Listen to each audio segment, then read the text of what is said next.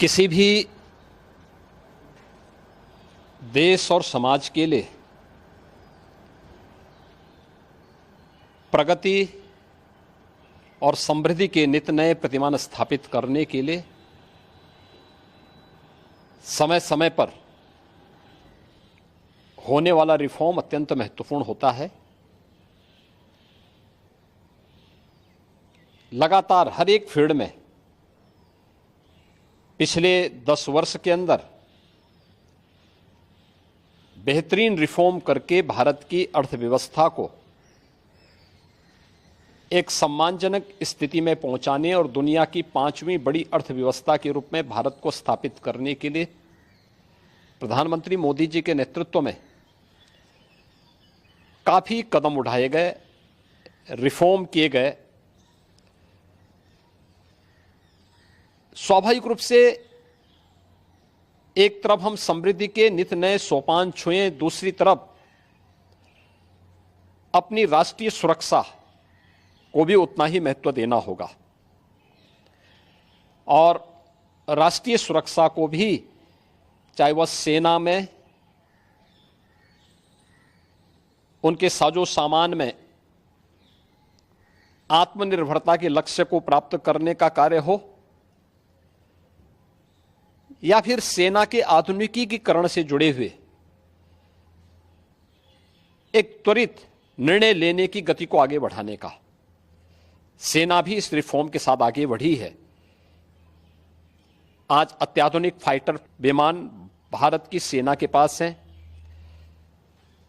Defence manufacturing corridor Uttar Pradesh और तमिलनाडु में विकसित हो रहा है। उत्तर प्रदेश में ही हमारे डिफेंस कॉरिडोर में 6 नोड में हजारों करोड़ रुपए का निवेश आया है। भारत डायनामिक्स लिमिटेड का कार्य हो या फिर ब्रह्मोस मिसाइल बनाने की प्रगति, बहुत सारी ऐसी चीजें हैं जिसमें आज भारत ने एक लंबी छलांग लगाई है।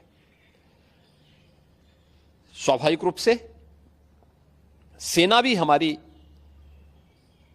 इस गति के साथ, इस रिफॉर्म के साथ आगे बढ़ सके। अग्निवीर की योजना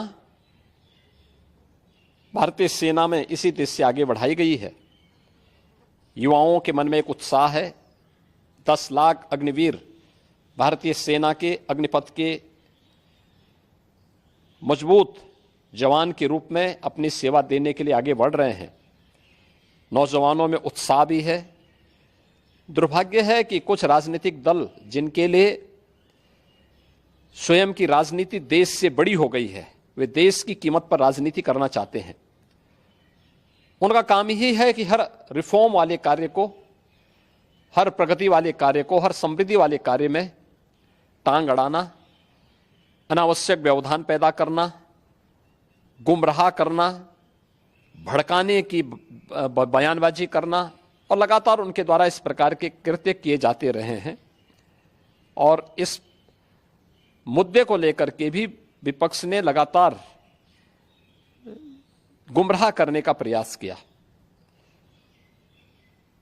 आज अग्निवीर में जहां युवा भर्ती हो रहे हैं, एक ट्रेंड युवा अग्निवीर की सेवा को पूरा करने के बाद उन्हें सेना में भी अच्छा अवसर प्राप्त होने वाला है।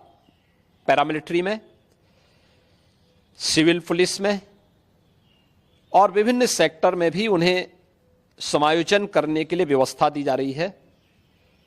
बीएसएफ ने, सीआरपीएफ ने, सीआईएसएफ ने, अन्य तमाम हमारे जो पैरामिलिट्री हैं, उन्होंने भी इस बात की घोषणा की है और उत्तर प्रदेश सरकार ने भी इस बात को कहा है कि अग्निवीर की योजना जैसे आगे बढ़ती है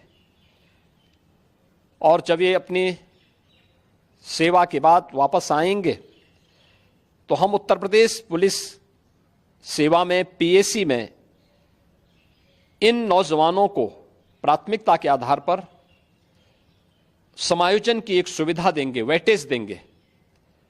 उनके लिए एक निश्चित आरक्षण की सुविधा हम अपनी सेना, अपनी पुलिस में उपलब्ध करवाएंगे। एक ट्रेन मैन पावर हमें मिलेगा, अनुशासित युवा हमें मिलेगा और इसका लाभ राज्य लेने के लिए पूरी तरह हम लोग प्रतिबद्ध होंगे कि उन ट्रेंड युवाओं को हम आगे बढ़ा सकें।